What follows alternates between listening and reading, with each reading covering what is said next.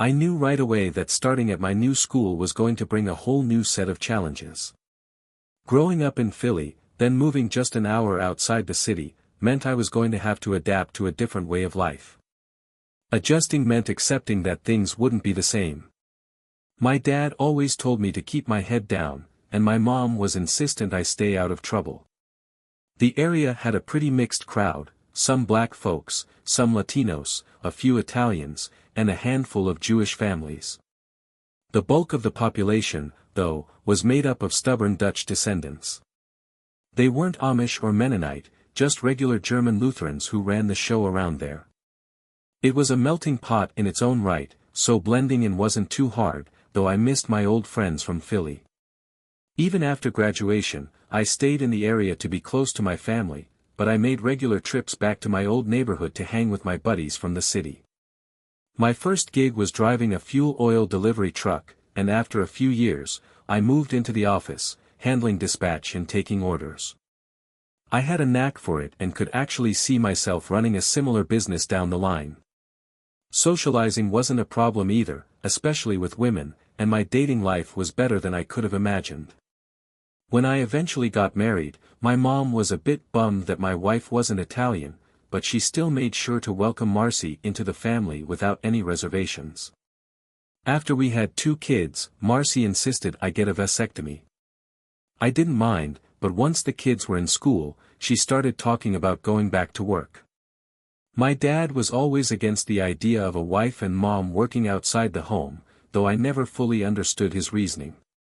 Looking back now, it kind of makes sense. It wasn't that I was opposed to Marcy working, what really bugged me was that she was hanging out with people from her past. I liked some of her friends, but others, not so much. Back in school, Marcy was involved in all kinds of extracurricular activities, and she loved every bit of it. I, on the other hand, kept my distance from that crowd. They always seemed like a bunch of stuck-up kids just feeding each other's egos. I knew she had been with other guys before we met, but I wasn't any saint either. We just never talked about what went on before we were together. It wasn't a rule or anything, just something we never bothered to bring up. After about 10 years of marriage, things started to unravel. Marcy had a job in the claims department at a big insurance company in town. I started to get suspicious when she began working late and even picking up weekend shifts. It wasn't until 6 months later that I knew it was time to put a stop to it, right around the time the seminar came up. Tony, I just don't get why this is such a big deal. It's only for 3 days. I already talked to your mom, and she's agreed to stay with the kids while I'm away. You'll be home in the evenings, and I know you can handle cooking for yourself. I couldn't believe she had the nerve to even ask. Who's going to this seminar? She seemed to brighten up a bit when I asked. 6 of us from the department, Betty Klink from HR, and Rodney. I couldn't help but smile when she mentioned his name. I was stunned she still hadn't figured out that I knew all about her little lunch dates and late-night work sessions with her boss, Rodney Foote. Rodney and Marcy had known each other since they were kids. He was always that guy who joined every club and participated in everything, except sports, back in school. Do you really think I'm that naive? Tony, I don't get it. What are you talking about? I've known about you and Rodney for 6 months now. If you think I'm going to let you go off with him for 3 days, you've lost your mind. Tony, what are you saying? Rodney's my boss. There's nothing between us. I'd never even think of cheating on you. You know that. I stared down at the empty Budweiser can in my hand and slowly stood up. As I walked to the kitchen, I crushed the can, tossed it toward the trash bin, and didn't bother picking it up when it missed. The new can gave off a satisfying hiss as I cracked it open and sat back down. Marcy just sat there, waiting for me to respond. You're the mother of my children, and as a mom, you do a fine job. That's honestly the only reason I haven't kicked you out. I talked to my mom, told her everything. She said I should stand firm and hope you get it out of your system, for the kids' sake. If I throw you out, the courts will hand over my kids to you, and I'm not letting that happen. You told your mother I was cheating on you. Nope, a lady from church told her. I just didn't deny it when she asked me. You can't be serious. I don't believe this. Why are you saying all of this? I took a long gulp from the beer and grinned. Rodney lives at 321, David Drive. That's only a few blocks from your office. You and your boss head over there about 3 times a week, and each time, you stay for almost 3 hours. What exactly are you doing there for 3 hours? Once you explain that, maybe you can also tell me about all that overtime you've been pulling at the office. Did you know the cleaning lady from your office goes to the same church as my mom? Her eyes welled up with tears, and her bottom lip started trembling. As long as you don't embarrass me or my family in public, I won't do anything drastic. But if that changes, then all bets are off. You can stay or leave, but you'll never take my boys away from me. She was definitely rattled when she sprang up from her seat. Damn you, Tony. I hate you. With that, she stormed out of the room, crying. That was the first time she had ever cursed at me and the first time she said anything negative about my heritage. All the pain and anger from that day came pouring out.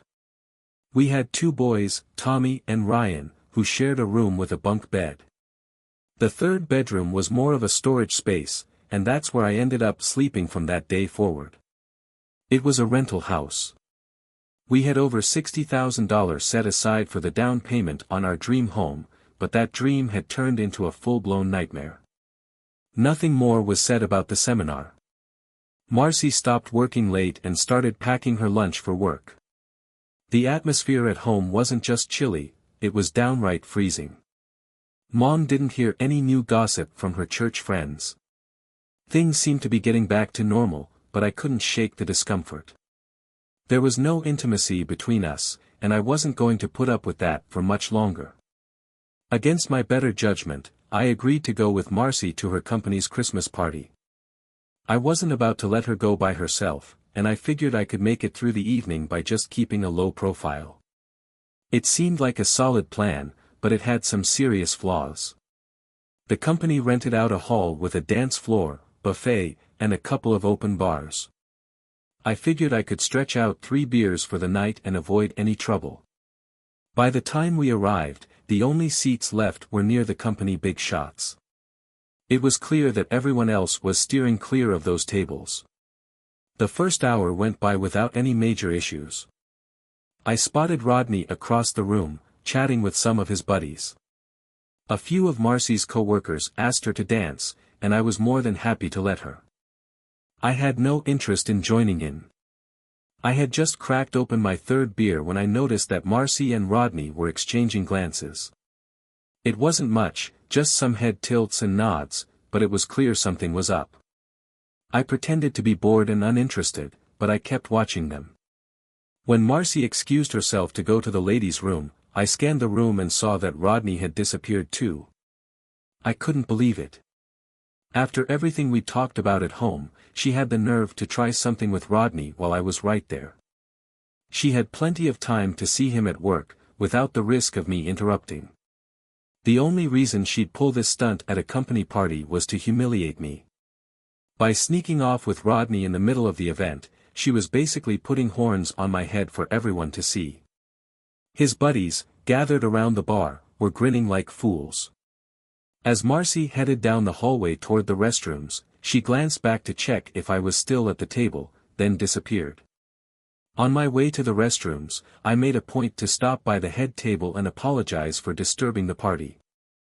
I just wanted to get their attention. Suddenly, Rodney's grinning pals didn't look so confident anymore. They were clearly agitated, probably because they knew they couldn't do anything to help their buddy. I checked the ladies' room first. It was empty. Better luck in the men's room. From that point, things sped up fast. They were kissing. Rodney had his back to me, and his hand was up her skirt. She wasn't resisting one bit. I grabbed Rodney by the neck and yanked him sideways before smashing his head against the bathroom tile. Something definitely cracked. Marcy started screaming my name, but I didn't even acknowledge her. I spun that son of a b around, and blood from his shattered nose splattered all over my shirt. He was still on his feet, barely, so I delivered a solid punch to his gut. He crumpled immediately and started vomiting. Meanwhile, Marcy was tugging at my sleeve, trying to stop me, but it was useless. The hall went dead silent as I dragged Rodney by his necktie across the floor. I might have been choking him a bit, but I didn't care. The band had stopped playing, and all eyes were on me as I dropped him in the middle of the room. I scanned the crowd, daring anyone to step up and help him, but no one moved. Sorry for crashing your party. I'm leaving now, but feel free to keep my wife here for your entertainment. Just drop her off at the house when you're done with her. Rodney was on all fours, trying to pull himself up, his face a bloody mess. Marcy stood frozen in the doorway, her mouth hanging open. I couldn't tell if she was more upset by what I'd done to Rodney or by what I'd just said in front of her coworkers. Honestly, I didn't care. Then I noticed Rodney was right under the mistletoe, and I couldn't resist. Before heading out, I gave him a swift kick to the groin, something he'd remember for at least a week. He crumpled to the floor again, smashing his face on the tile. That had to hurt. No one said a word. I walked out to the car, dialed my mom, and asked her to pick up the boys from the house. Going out of town for a few days sounded like a good idea, and there was no way I was leaving the kids with Marcy. She wasn't going to be in any shape to look after them. As I drove, I started making plans, though I wasn't sure where I was going or what I was going to do next. My boss didn't have any issue giving me a week off. By the time I got home, Mom and Dad were already there with the boys. After paying the babysitter, I helped get the kids ready. I packed light, mostly socks and underwear, along with a few shirts and pants just in case. Before heading out, I went down to the basement and grabbed the cash box I kept hidden in the rafters. Banks were barely offering 1% on savings accounts, so I figured it was smarter to keep the money at home. Yeah, I know it's risky to stash $62,000 in the house, but I guess I got that habit from my mom. She always kept cash hidden around her kitchen. As I was turning off the lights, a cab pulled up, and Marcy got out. She walked in and sat on the couch without saying a word. She looked more worried than angry, more upset than scared. I told you there was only one rule: don't embarrass me or my family in public. But you just couldn't help yourself, could you? I waited as the tears started rolling down her face, then walked out the door. It wasn't even past 9 yet when I hit the Schuylkill Expressway. Well, that party sure didn't last long for me. I decided I'd spend a few days in Atlantic City before heading back home. But first, I needed to see my old friend Sam. He owned a little sandwich shop in the neighborhood where I grew up. It wasn't one of those fancy spots you see in Philly travel videos, just a small place that served the locals. His real income came from other, less visible ventures, which most of us either turned a blind eye to or got involved in. He lived upstairs and ran things out of a back room. Seeing him felt like catching up with an old friend. After I laid out my situation, he agreed to help. Tony, it's gonna run you about 20 grand. Can you swing that, or do you need me to cover you? I've got it. No problem, I replied. Do you want this messy or clean? No fuss, no muss, nothing left behind.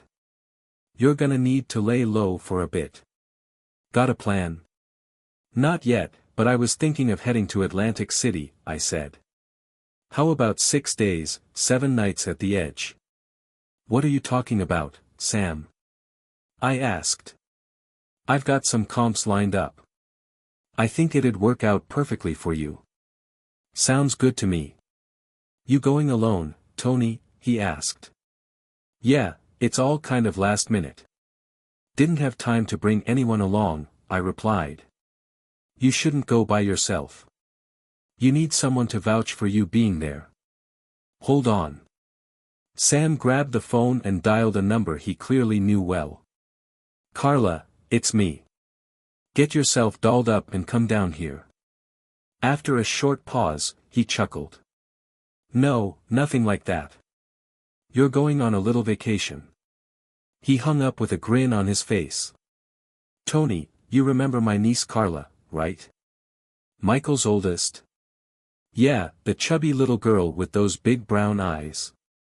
Always laughing. How old is she now? Sam smiled, amused by my memory of her. She's 23 now, Tony, and she's not chubby anymore. It hit me then, Carla was coming with me to the shore. I felt a little weird about it, considering she was Sam's niece, but hey, he was the one making the arrangements. Tony, you got a credit card? I've got two. I was planning to cancel them Monday. No, don't do that. I want you to use those cards for everything, meals, room service, even a few cash advances from the casino.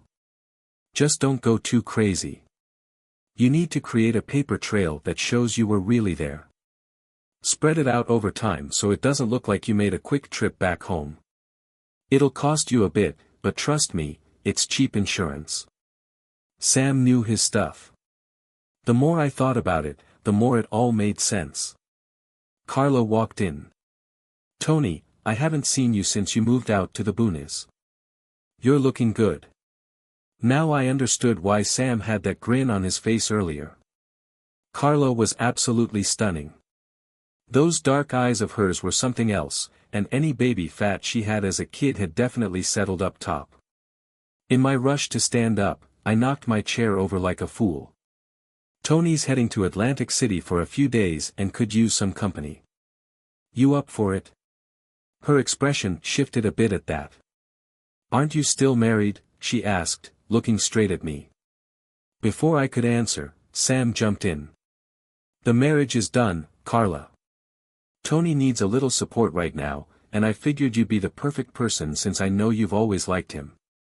Sam, I'm not here to break up anybody's family. It's not right for you to ask me this. And besides, I'm not one of your girls. Why don't you just send one of them? I'm not asking you to sleep with him. Just keep him company and help him forget his troubles. Carla gave a look like she'd pieced something together, and a little smile tugged at her lips. Smart and beautiful, that was Carla. I'm sorry, she said, glancing between Sam and me. I'd be happy to go with you, Tony. But you've got to promise me you'll buy me some saltwater taffy. We all chuckled at that. I'll need an hour to get ready. And Sam, don't let him drink anything. I'm not driving down there with a drunk. I could have sworn she winked at me as she headed off to grab her things. While she was gone, Sam and I went over the details again. He graciously accepted the $20,000 and assured me everything would be handled. The drive to Atlantic City was pretty smooth, except for the fact that Carla insisted I lay out the whole situation with Marcy. Her only comment was, "Poor kids." Carla frowned a bit when she saw the two double beds in the hotel room, but she didn't catch me snickering under my breath. I had a feeling we wouldn't need both of them before the week was out. Good things come to those who wait, after all. We did some gambling but didn't go overboard. I knew that in the long run, the house always wins. Carla was happy sticking to the quarter slots, and I was just passing time. Most of our days were spent walking the boardwalk and eating, and we saw every show we could. I kept things gentlemanly on the first night, but by noon the second day, Carla and I were definitely getting more comfortable with each other. My mom was right all along, I should have married an Italian girl. It felt so natural, and oddly, I didn't even feel like I was cheating. We were getting ready for dinner on the fourth day when we got some unexpected guests. Two guys showed up, not in suits but wearing sports jackets. Tony Randazzo, I'm Ray Fritz, and this here's my partner Rupert Marks. We're with the Berks County Special Crimes Task Force. Mind if we have a word? Carla stepped out of the bathroom in nothing but her underwear. She glanced at the two men, casually grabbed her robe, and slipped it on. She seemed a bit embarrassed, but she knew this visit was a possibility. Care to give me a heads up on what this is about? I asked. We'd like to discuss your connection to Rodney Foote. I didn't have a connection with Rodney Foote. My wife did. For some reason, they both seemed a little uneasy. Fritz was doing all the talking while Marx was busy eyeing Carla. We understand that, Mr. Randazzo. We also understand there was an incident between you and him last Friday at the Continental Insurance Christmas party. Why? Is he pressing charges? I asked. No, he's missing, and we were hoping you could help us figure out where he went. Gentlemen, before we go any further, I'd like to have someone from the Atlantic City Police Department join us, someone with rank, not just a uniform. If you can't make that happen, then I want my lawyer, my attorney from reading. They didn't say a word. Carla, go ahead and get dressed. We're heading out to dinner. Sorry, fellas, but we've got reservations at 6 o'clock. The steaks at the safari are incredible. I'll likely be back home by Friday. Want me to drop by your office then? They both looked a little stunned. Why are you so convinced something happened to this guy? Maybe he just skipped town for a while, I said. He was picked up by a cab outside Community General Hospital on Sunday morning, and no one's seen him since. By then, Carla had finished getting dressed, and I was slipping on my jacket. Well, I've been here since Friday night, and the hotel staff can back that up.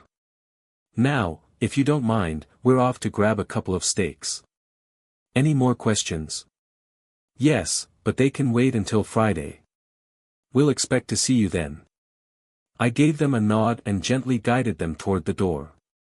We all rode down in the elevator in silence. Once we reached the lobby, they went to talk to hotel security while Carla and I headed for the safari. When I got home, Terry and Rick were all over me, and the saltwater taffy I brought back made them even more excited. Marcy, on the other hand, was cold, distant. It was obvious she didn't know what to do after speaking with the police. I spent the afternoon with the boys, and later that evening, I planned to sit down and talk with Marcy. Once the kids were settled in front of the TV for the night, I sat at the kitchen table, waiting for Marcy to finish tidying up. She was taking longer than usual, but I wasn't moving. Eventually, she came over and sat down, resting her elbows on the formica table. What did you do to Rodney? She wasn't angry or demanding. In fact, she seemed genuinely worried. She looked at me when she asked, then glanced away, waiting for my answer. I was in Atlantic City all week. I haven't seen Rodney since the party. You hurt him. I sure hope so, I replied. He was in the hospital for 2 days. You broke his jaw and his nose. He had it coming. That seemed to be the end of her questions. So, what were you doing with him in the men's room? I asked. I waited, but she didn't respond. Why did he have his hand up your skirt? I asked again. Still nothing. Marcy just sat there, wringing her hands and staring at the table. Why aren't you at work? And why are the kids home on a school day? I had to quit. There's no way I could go back there after everything. I took the boys out of school because your mother thought you might be home today. It was time to confront her head-on. I gave you one rule, don't humiliate me or my family. That was it. A simple rule. Why did you feel the need to destroy everything by breaking it? Why did you and Rodney think it was okay to rub it in my face? Marcy started to look even more anxious as we sat there. I slammed my fist on the table, hard. I said, why? Damn it, answer me. I don't know why. I don't know why it just happened, she stammered. You were sitting there like a lost puppy, and we thought we could take advantage of that. We didn't think you'd lose it like that. You went crazy. I was terrified. At least I was getting some emotion out of her, though none of it made any sense. I wasn't about to try and make sense of what she said. It was a ridiculous move on their part, doing something so brazen while I was there. They had all the time in the world to sneak around before the party, and I never would have known. No, the only reason they pulled that stunt when and where they did was to humiliate me. Nothing she said would change that. Marcy, you've got 3 choices. You can stay here and be a proper mother to your kids. You can get a divorce and leave without the boys.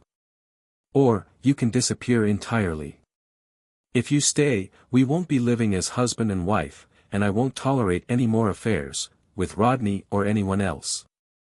At the mention of Rodney's name, she broke down sobbing. Before she could say anything, she bolted from the room, bawling. I figured we'd have to finish the conversation another day. Adjustments were made. I got a small apartment just a few blocks from the house, close enough for the boys to walk over whenever they wanted. Carla moved in with me. The cops questioned me a few more times, then eventually backed off. Rodney Foote, after being picked up by a cab outside the hospital, vanished without a trace. His family even offered a reward, but nobody came forward with information. I still had dinner with Marcy and the boys every night, and I spent as much time as I could with my sons on weekends. It was clear to everyone that Marcy and I were no longer together, even though we were still technically married. She spent a lot of time with her parents and her sister, which I didn't mind. There were no signs she was seeing anyone else. She quit her job right after the Christmas party and didn't seem interested in finding another one. We never did finish the conversation from the night I came home. Marcy played the part of a good mother, always keeping the house neat, making sure the boys ate well, and keeping their clothes clean. I handled all the yard work and anything that needed doing outside. I gave her $200 a week for household expenses, groceries, and whatever else she needed. I always asked if she needed more, but she always said no. We didn't have any credit cards anymore. At Thanksgiving and Christmas, I took the boys to be with my family. Carla usually joined us. Marcy spent the holidays with her family but had the boys for Christmas Eve. It was awkward whenever Terry or Rick tried to ask about what was going on between me and their mom. Neither of us would talk about it. I appreciated that Marcy didn't discuss it with them either, but then again, what could she say? This whole charade dragged on for years. My summary doesn't even begin to capture how complicated and tense things really were, but somehow, we managed. Things with Carla were fine at first. But over time, she started spending more time back in Philly with her family and less time with me. I couldn't blame her. I was grateful for everything she did to make the breakup easier, but it was clear the situation wasn't sustainable. I couldn't divorce Marcy, and as long as the boys were still living at home, I couldn't kick her out. These were limits I'd put on myself, but I stuck to them. I hated every minute of it but couldn't figure out a better solution. The boys, however, had their own way of dealing with things. Terry was 16 when everything came to a head. A new kid at school, who happened to be related to Rodney, wouldn't stop picking on Terry about what happened. It was the first time any of it had ever been brought up, and Terry wasn't ready for it. Rodney's nephew ended up in the hospital, and I had to pick Terry up from school. He got suspended for 2 weeks and was looking at possible assault charges. Unfortunately, Rick was there when it all went down and jumped in to help his brother. He lost 2 teeth in the process, but he earned Terry's respect for stepping up. When I brought the boys home, Marcy was waiting at the door. Terry didn't waste any time. He immediately started tearing into his mother for not talking to them about what had happened all those years ago. Marcy didn't defend herself. She just stood there and listened as her oldest son let out all his frustration and anger. I left them to it and took Rick to the dentist. Rick didn't seem too upset about losing a couple of teeth, but I wasn't exactly thrilled about the upcoming dental bills.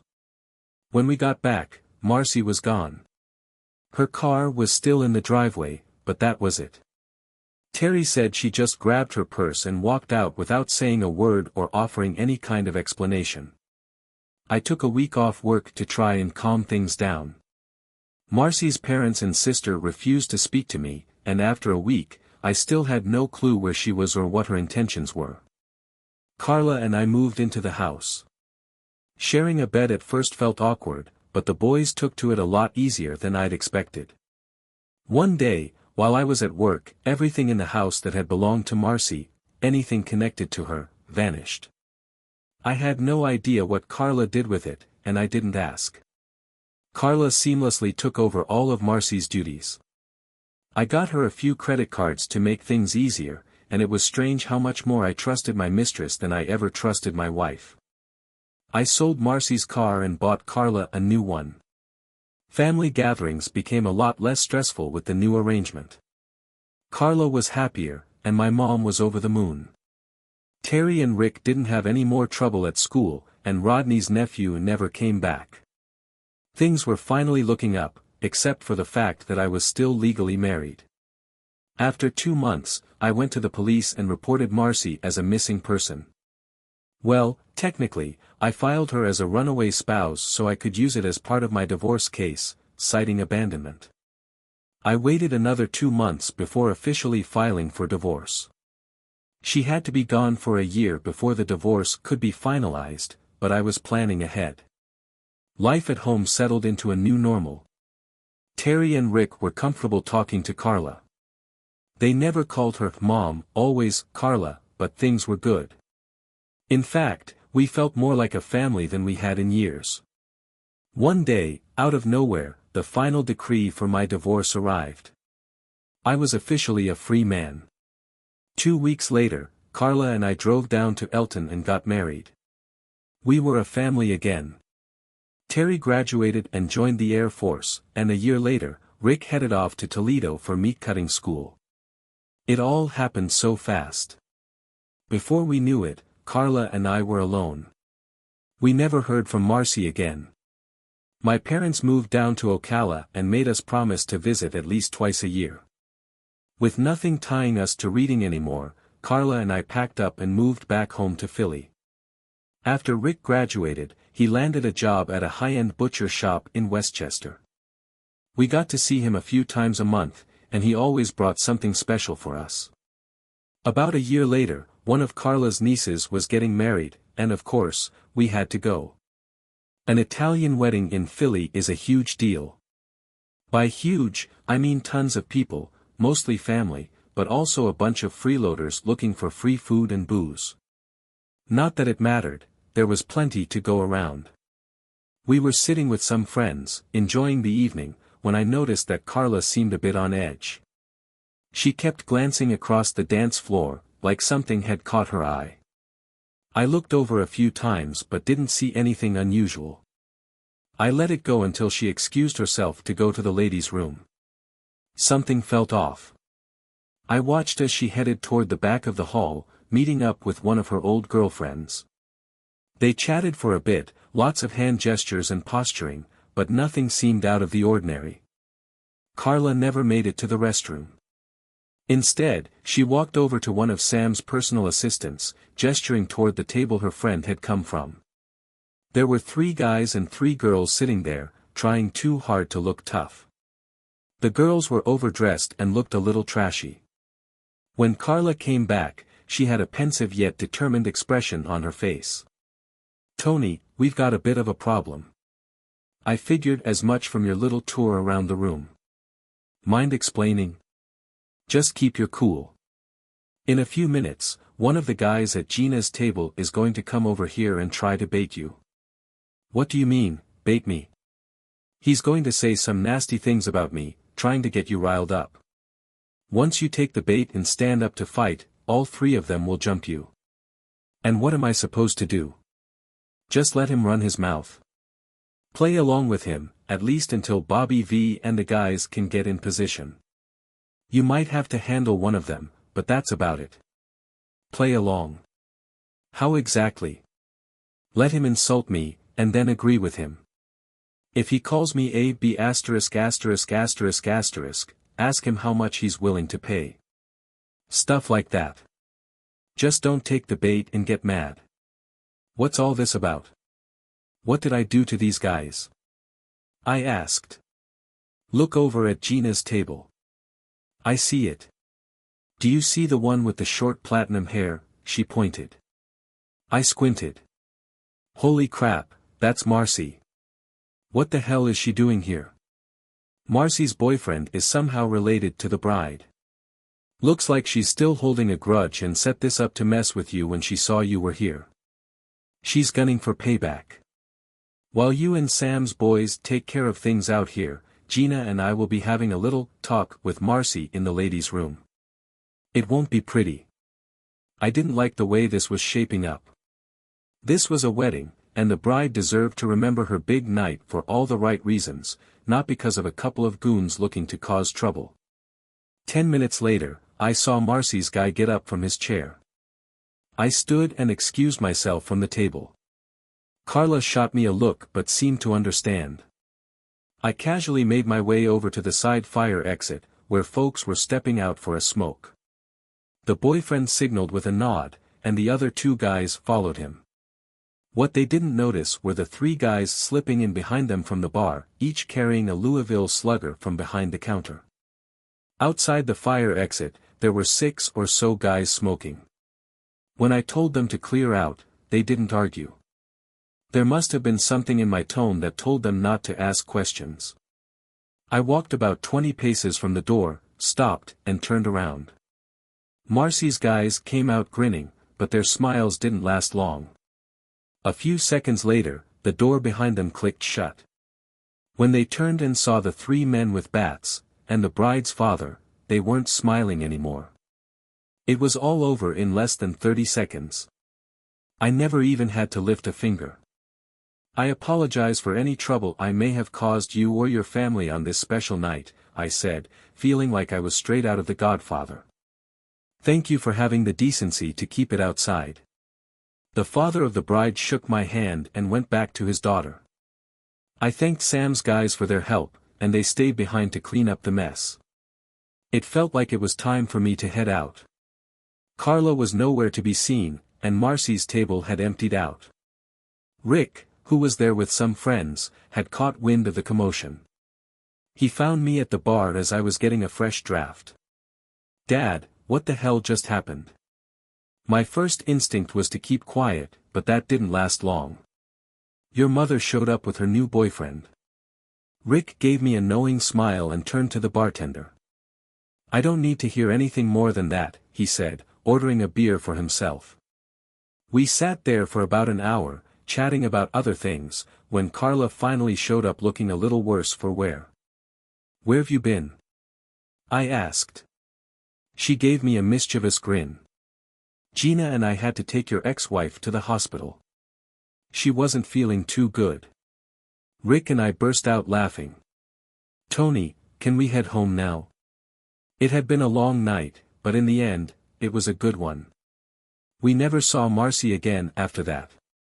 Carla and I are still together, living in the old neighborhood, and life couldn't be better. And that brings us to the end of today's story. Was it what you expected, or did it take a turn you didn't see coming? I'd love to hear your thoughts, drop them in the comments below, and let's start a conversation. If this story kept you hooked, don't forget to hit that like button. And if you're new here or just haven't subscribed yet, now's the perfect time to join our community.